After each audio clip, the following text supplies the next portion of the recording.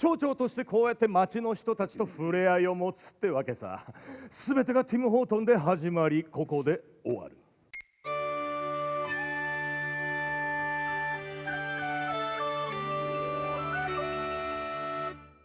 Well, that morning for me was no different than any other morning. I usually start my morning at the coffee shop at Tim Hortons. And it was when we were there, a group of us, that someone said that there was a plane crashed in New York. I left and went home to my home and turned on my TV. And then I was seeing what everybody else in the world was seeing. But little did I know at that time the role that we would be playing. But I did get a call from the town manager at the city hall.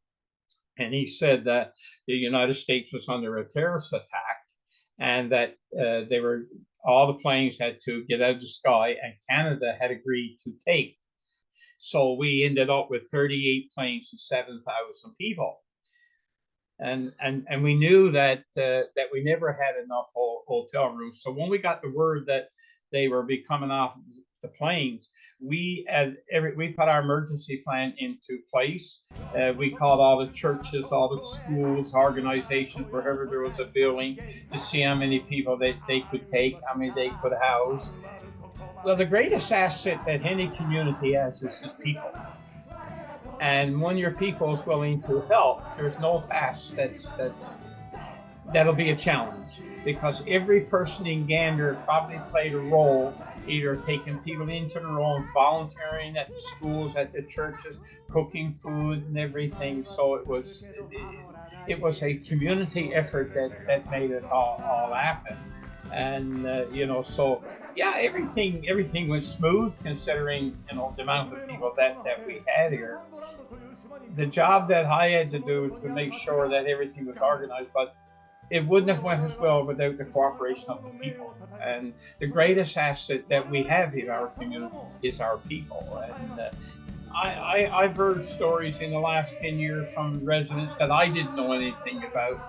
I think that you could probably make 2 or 3 come from a ways and not have the same story, because there's so many stories to be told. And you have to realize we had people there from 95 countries. I think so. If you look at our world today, our world's in turmoil. And I think that the people, no matter where we live in the world, are looking for a good news story. And this happens to be a good news story. We all live in different parts of the world. We have different beliefs. We eat different foods. We do everything different. We speak different languages, but love and compassion is the same in any language. I don't have to agree with everything you do. You don't have to agree with me, but we need to love each other and to be part of it. And that's the one thing all over that people are missing, is love and compassion. And they're grabbed onto this story because that's what it shows.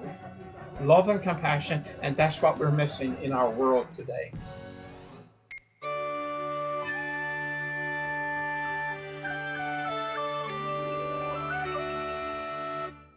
Where I was mayor at the time, and I was mayor at the time of 9/11, and I was mayor for 24 years in the small town. We started a process of getting ready to handle passengers that were coming off these planes. And of course, the biggest thing was that there was no advance warning that we were going to receive a whole bunch of people. It's not like they called and made a reservation to come.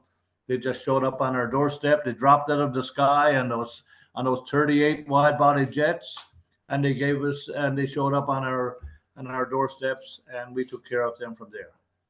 And the passengers on those planes thought they were landing for a short time, but it soon became clear that they would be here for at least more than one day, overnight, with very little hotel accommodations in Gander, only about 500 rooms. It became clear that passengers would have to be overnighted or looked after in very many locations.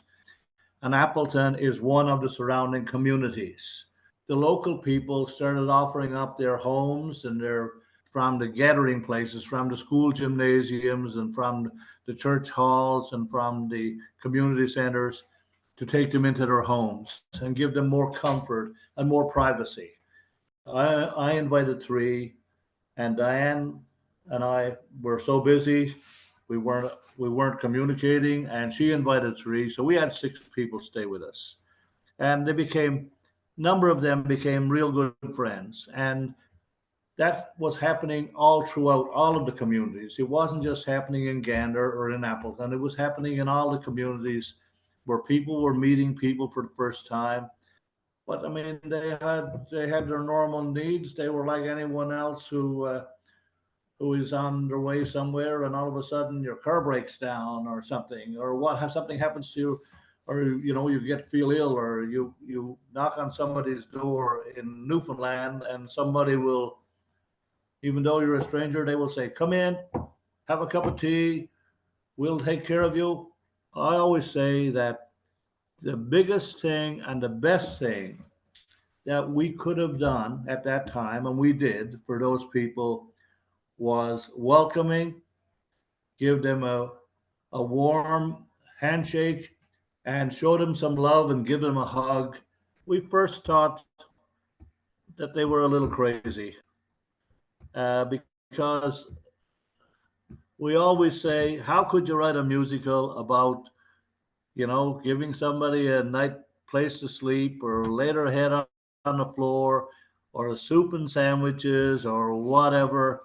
It didn't seem like it was something that what we did was worthy of a musical. Interviews, the stories, and the fabulous Newfoundland, traditional Newfoundland music and Irish Newfoundland music that carried the story through the whole production. その夜遅く、何人かの乗客と一緒にコックピットにいると、機長がラジオを機内放送で流した。機内はしんと静まり返る。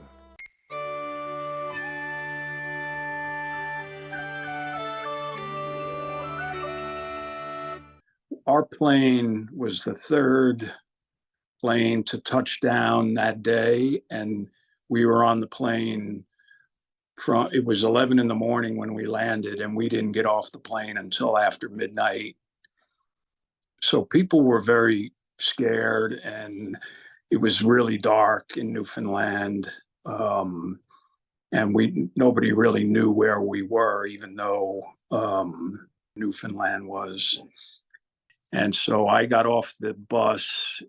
It was 3 or 4 in the morning in a town called Appleton, and went to the community center, and they had cots laid out for us on the floor, air mattresses, and so that first few hours I stayed there at the community center.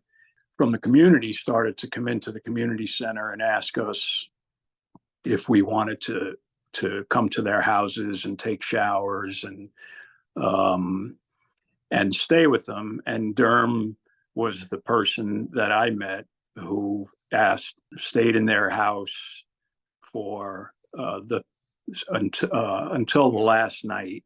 What I remember is more people saying, just wanting to talk to me, go to take the grill, and people would ask me questions about, "Oh, you're come from away," and they would want to talk. We don't have something like that here in the New York area. If someone if someone was stranded here, we wouldn't have a term like that in New York. So the fact that they have that term is endearing in itself, Knowing that there are people like that in the world provides genuine hope. They've always told us, the people that live in Newfoundland, they try to tell you that they're normal people who truly have this very helpful blind spot in their lives, that they'll do anything for people that are in trouble.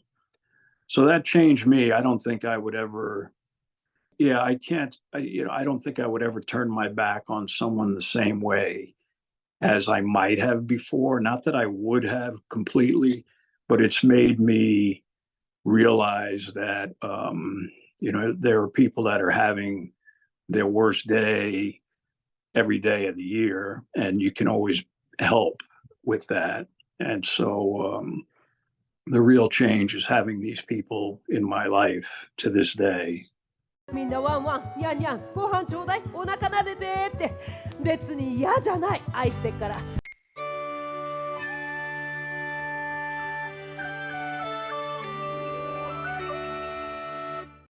First thing the following morning, I picked up the phone and called the airport authority and was told, nope, no animals on the planes.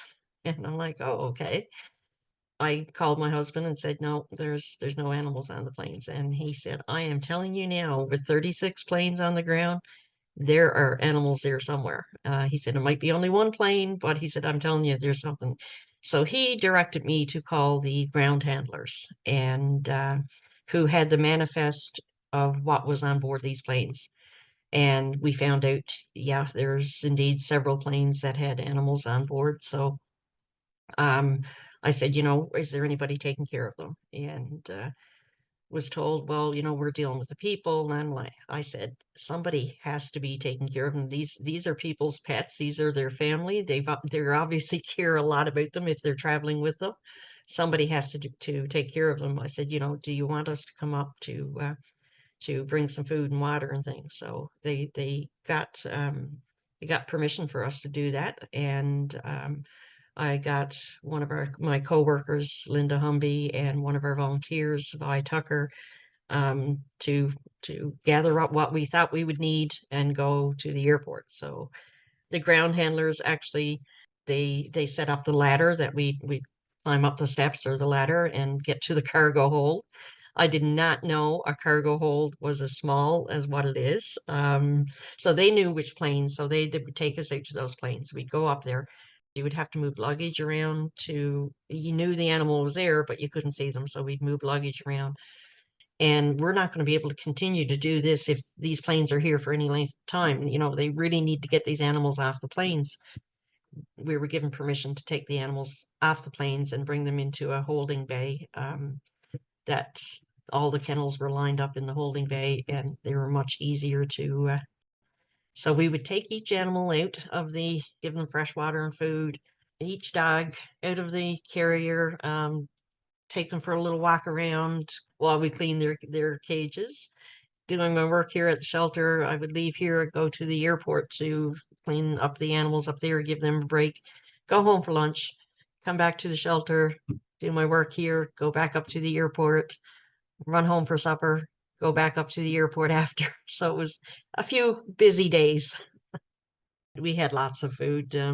We get a lot of donations from her. I think we may have had a few people drop food off to the shelter, knowing that we were taking care of the animals. But for the most part, yeah, we had plenty of food. Newfoundlanders are known to be to helpful people, and if you know somebody who's in need, you do what you can. You try to, if somebody's not feeling well, you try to cheer them up, or so it hasn't changed. I mean, if this happened again tomorrow, we would do the same thing. It wouldn't be we didn't think it was a big deal. 2001年9月11日、使用可能な公共の建物はすべて宿泊所となります。何千人もの乗客が今にも到着するので、町は協力を求めています。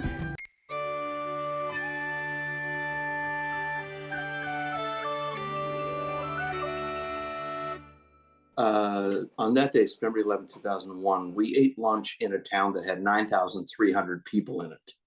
By the time we got to supper, the next meal, we had upwards of 17,000 people in town. We doubled. That's a logistical nightmare if you don't go into it with a calm head and so on. Now, in my case, I had a twofold role. I was the television media teacher at the local high school, but I was also the on-air face of Rogers Television in Gander. And we were told, turn the schools, the churches, whatever, in my case it was a high school, turn it into a hotel. Now, if you've never ever tried to turn a school into a hotel or a church hall into a hotel, it is way harder than you think. In a school, we had 30 gym mats. and the showers that you use after phys ed class to take your shower. That's it. We did have a cafeteria, not a lot of food in it because we weren't planning on 500 extra people coming that night. So basically, we did it. That night, by about 5:30, we were really spinning our wheels. We had done what we could do, but in conjunction with my principal and Oz, and I think 3 of us were standing up, they said, look, you're the guy in the media. Because I was the on-air face. I was the only guy that went in front of the camera. Can we get the message out? This is going to get big moment of my day. We put out the first announcement at 6 o'clock. By 6:45, there were trucks and cars and vans going to every single venue in the area. People bringing beds out of their houses. People bringing mattresses, foam pads, stuff we didn't even think of. Were coming, a sea of headlights coming across your parking lot. And I tell you, it got huge real quick. Or by 9 o'clock, 9:30, every building in this area was decked out for passengers, for 7,000 people to sleep, eat, not talking 5-star, but sleep, eat, and have a roof over their head that night. But, oh my gosh, the show just grabs you. It just never gets old. It's a show you can see however many times you want to see it. And it's that message of love and kindness and that someone got your back, even if it's on the worst day of humanity. Someone's got your back. And someone will put themselves out for your comfort. It really doesn't matter if we have differences of opinion. We can still be nice to each other. We can still love each other. We can still be people that care about each other. It didn't matter who you voted for, what church you went to, if you pray kneeling down, standing up, or if you don't pray at all, your sense of what love means, your gender, your identity, your sexuality, that's you. It has no impact on whether I like you or not. It's cool to love someone. It takes a lot less effort to show someone you care. So if it can happen here, for 5 days in 2001, maybe it's a lesson to the world. I love that thought. Isn't that a cool thought?